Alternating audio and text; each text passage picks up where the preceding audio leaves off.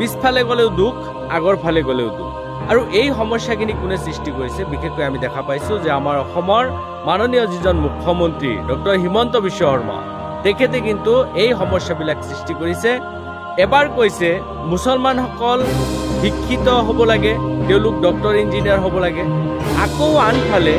যদি doctor engineer হৈ আছে তেওঁলোকক আকৌ লাভ জিহাদৰ লগত নাইবা তেওঁলোকক বান জিহাদৰ লগত তুলনা কৰিছে এতিয়া আমি মানুহবোৰ কোনফালে যাম অসমত আজমলে শিক্ষাৰ ক্ষেত্ৰত এটা আলোড়নৰ সৃষ্টি কৰিছে সেয়া আমি সকলোৱে জানো যে গোটেই অসমত যিমানবোৰ ডক্টৰ ওলাবলৈ সক্ষম হৈছে আজমলে অকলে সিমানবোৰ ডক্টৰ ওলাবলৈ সক্ষম হৈছে ইফালে আপোনালোকে কেইদিনমান ধৰি এটা কথা শুনা পাইছে যে ইউষ্টামে গুৱাহাটীত বানপানীৰ সৃষ্টি কৰে যিটো ইউষ্টামৰ জৰিয়তে শ ডক্টৰ ওলাইছে শ ইঞ্জিনিয়াৰ ওলাইছে সেই ইউষ্টামক আজি অপপ্ৰচাৰ দি সেইটো কেনেকৈ বন্ধ কৰিব পাৰি সেইটো টাৰ্গেট লৈছে এয়া অতি দুখৰ বিষয় কাৰণ তেওঁলোকেতো সেইটো শিক্ষাৰ জিহাদ চলাইছে সেইটো লাভ জিহাদো চলোৱা নাই বানপানীৰ জিহাদো চলোৱা নাই গতিকে যিকোনো এটা ৰাস্তা থাকিব লাগে এনেকুৱা অনুভৱ হৈছে যে আমাৰ অসমৰ মাননীয় মুখ্যমন্ত্ৰীয়ে কিবা এটা বিপদত পৰিছে নেকি হিমন্ত বিশ্ব শৰ্মা ডাঙৰীয়াই এষাৰ কথা কৈছে অসমত 600 মাদ্ৰাসা বন্ধ কৰি দিয়া হৈছে আৰু পৰৱৰ্তী সময়ত যিমানবোৰ মাদ্ৰাসা থাকিব সেইবিলাকো বন্ধ কৰি দিয়া হ'ব তেখেতে এই মাদ্ৰাসাবিলাকৰ ওপৰত ইমান টাৰ্গেট কিয় তেওঁলোকে মুছলমানৰ ওপৰত ইমান টাৰ্গেট কিয় এফালে তেওঁ ধৰ্ম নিৰপেক্ষ বুলি কৈছে আনফালে তেওঁ কৈছে যে ইমাম আৰু জনাবৰ প্ৰয়োজন নাই ইমাম আৰু জনাবৰ বিষয়বস্তু হৈছে মুছলমানসকলৰ তেওঁলোকে চিন্তা কৰিব মাদ্ৰাসাৰ বিষয়বস্তু হৈছে মুছলমানসকলৰ তেওঁলোকে চিন্তা কৰিব কিন্তু এইবিলাকৰ ওপৰত হস্তক্ষেপ কৰি আছে আকৌ মাদ্ৰাসা বন্ধ কৰিব লাগে ইফালে ইউষ্টামৰ ঘেটটো চালে তেওঁৰ মক্কা নিচিনা লাগে বুলি কৈছে আনহাতে আমি দেখা পাইছোঁ যুদ্ধ বিমানৰ গাতে হনুমানৰ মূৰ্তিটো দিয়া আছে যদি আমি প্ৰশ্ন কৰোঁ যে ভাৰতবৰ্ষখন এখন ধৰ্ম নিৰপেক্ষ ৰাষ্ট্ৰ আপুনি কৈছে সকলোৱে কয় সংবিধানে কয় এতিয়া সেই সংবিধান অনুযায়ী যেহেতু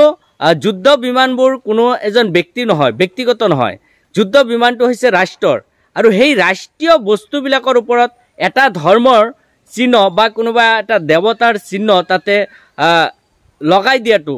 কিমান দূৰ সমীচীন মুছলমানসকলে যদি আমি তাতে মছজিদৰ ছবি দি দিওঁ তেতিয়াহ'লে সেইটো কি বিৰোধী নহ'বনে সেইটো সমালোচনাৰ পাত্ৰ নহ'বনে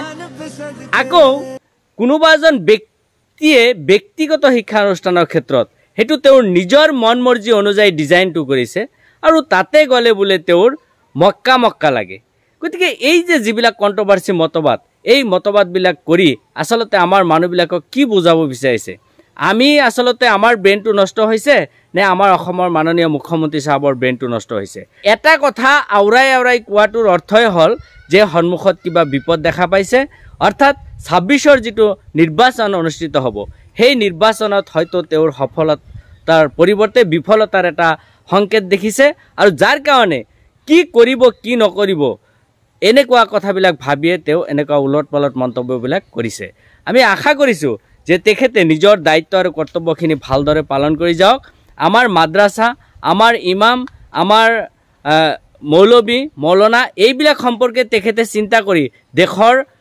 মূল দায়িত্বত থাকি সময়খিনি নষ্ট কৰিব নালাগে তেখেতে নিজৰ যিখিনি দায়িত্ব আছে দেশৰ উন্নয়নৰ হকে যিখিনি কাম আছে সেই কামখিনি তেখেতে কৰক মই এজন নাগৰিক হিচাপে মোৰ কোৱা কথাখিনি ক'বলৈ বাধ্য হৈছোঁ ধন্যবাদ